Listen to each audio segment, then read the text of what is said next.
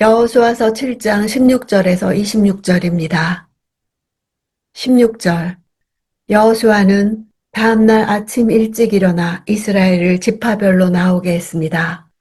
그러자 유다 지파가 제비로 뽑혔습니다. 아침 일찍 일어났다는 표현은 여호수아서에서 모두 6번 사용되었습니다. 모두 여호수아서에서 중요한 고비와 전환점이 되는 사건을 다루는 문맥에서 사용되었습니다.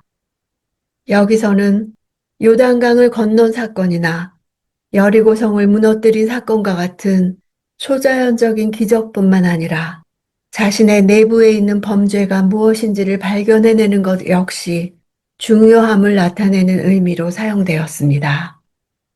18절.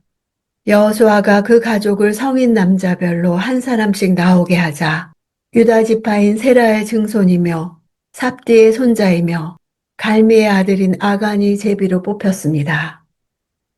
제비 뽑기 과정을 현실적으로 생각할 때 장정 60만 명 가운데 4번에 걸친 제비 뽑기 과정을 걸쳐 아간이 뽑힐 확률은 극히 극미한 일이기에 이 과정에 하나님의 직접적인 개입이 있었다는 것을 보여줍니다. 하나님은 제비 뽑는 과정을 통해 온 백성을 뜨거운 불을 통과한 것과 같이 성결케 하셨습니다. 세라 족속은 유다의 며느리 다말이 유다에게서 난 쌍둥이 중 하나의 후손입니다. 아간은 소와 나귀, 양들을 소유한 재력가이기도 합니다.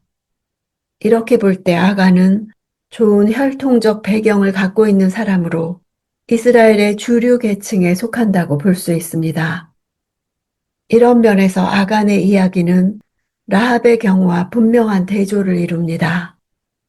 라합은 비록 가나안 족속의 창기라는 비천한 배경을 갖고 있었지만 여호와께 대한 믿음으로 인해 언약 백성의 일원으로 편입되었습니다.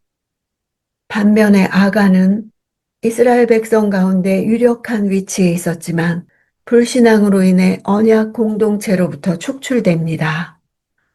이를 통해 여호수아서는 언약 공동체의 일원이 되는 자격을 제시합니다. 여호와의 백성이 되는 조건은 혈통적인 것이 아니라 신앙입니다.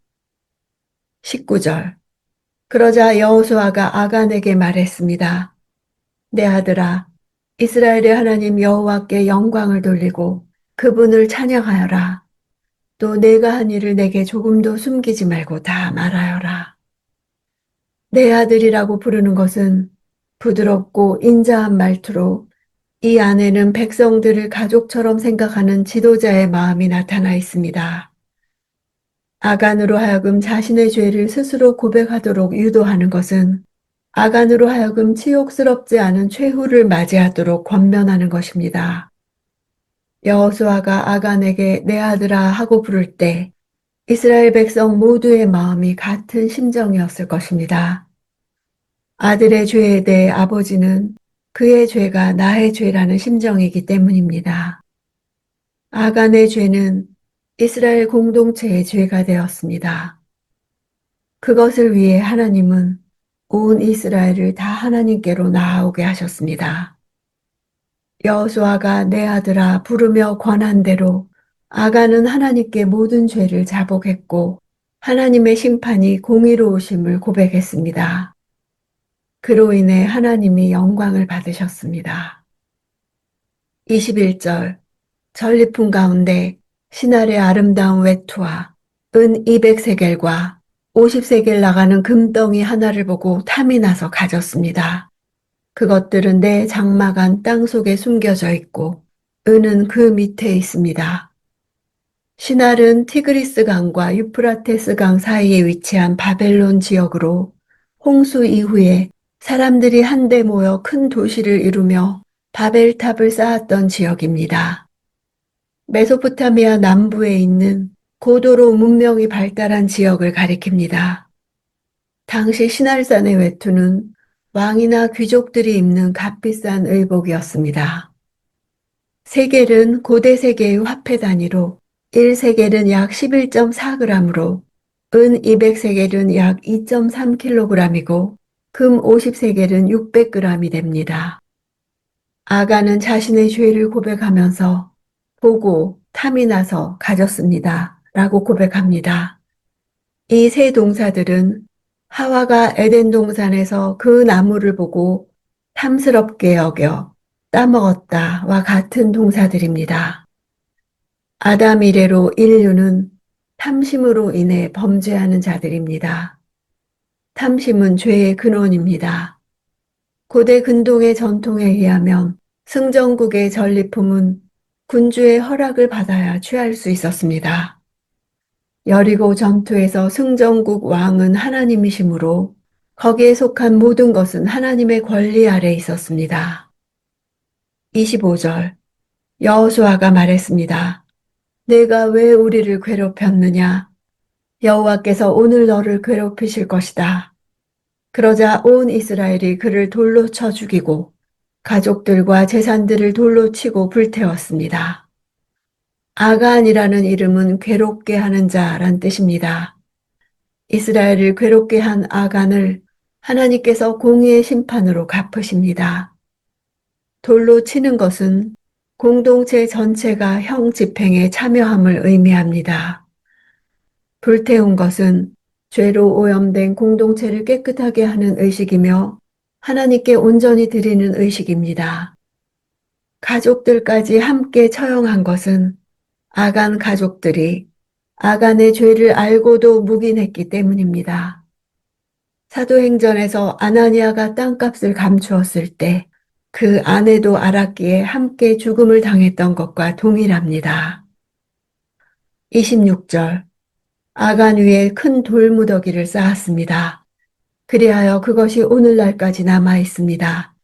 그제야 여호와께서는 그 맹렬한 진노를 돌이키셨습니다.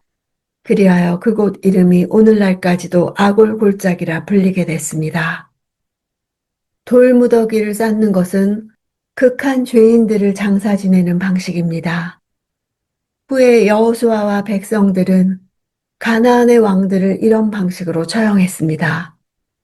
아골 골짜기 이름은 이 사건 후에 붙여졌는데 아간의 이름과 비슷한 발음의 언어 유희이면서 아간의 범죄로 아이 전투에서 패배를 당한 이스라엘의 괴로움의 의미를 담고 있습니다. 여호수아 저자는 의도적으로 라합과 아간을 대조하여 기록하고 있습니다. 6장 25절에 여호수아는 창녀 라합과 그녀의 아버지의 일가족과 그녀에게 속한 모든 것을 살려주었습니다. 여호수아가 여리고를 몰래 살피러 보냈던 정탐꾼들을 그녀가 숨겨주었기 때문에 라합이 오늘날까지 이스라엘 자손 가운데 살게 된 것입니다. 이렇게 아간과 대조적으로 기록했습니다. 7장은 진노로 시작해서 진노로 끝납니다.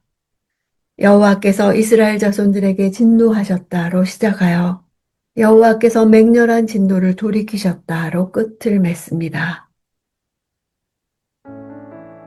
아간은 훔친 물건들을 입지도 쓰지도 못했을 것이나 그것들을 소유한 것만으로도 만족했을 것입니다. 탐심은 하나님보다 더 나를 만족시켜주는 것을 취하는 우상숭배입니다. 하나님보다 더 날 구원해 줄 거라고 여겨져서 섬기는 것이 우상입니다. 하나님께서는 아간을 지목하지 않으시고 모든 백성을 소환하심으로 그들 마음속에 있는 아간과 똑같은 탐심을 다루셨습니다.